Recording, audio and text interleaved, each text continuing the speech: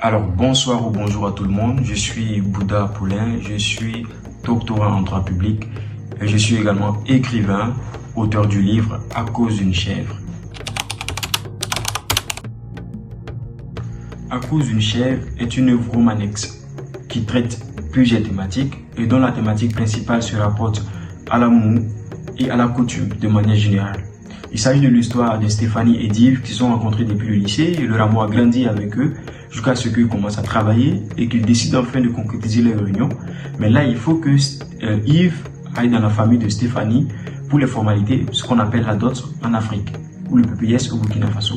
Mais malheureusement, il va apprendre que entre sa famille à lui et la famille à Stéphanie, ils ne peuvent pas se marier parce qu'il y a une histoire ancienne qui impliquait une chèvre et qui fait de sorte qu'actuellement, il ne peut pas avoir d'union entre les deux familles.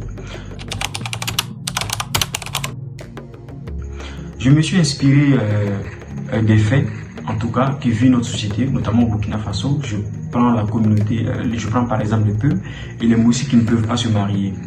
Et quand je suis allé faire des recherches, je n'ai pas pu trouver en tout cas une source unanime par rapport à la situation donnée. Et du coup, je me suis inspiré de ce fait-là et de proposer en tout cas une histoire qui allait en quelque sorte éveiller les consciences.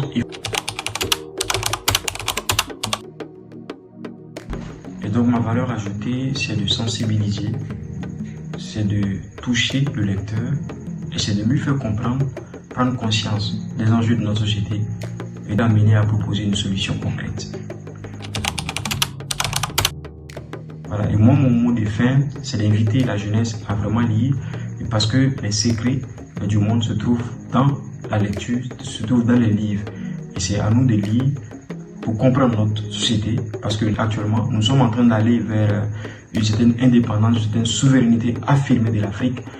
Et donc ça se passe essentiellement par la lecture, par la découverte et tout. Nous devons être des intelligences d'aujourd'hui et de demain. Et donc c'est inviter la jeunesse africaine à vraiment consentir à ces efforts, à cette lecture-là, et remercier en tout cas votre agence littéraire pour m'avoir donné cette tribune d'affirmation. Merci beaucoup.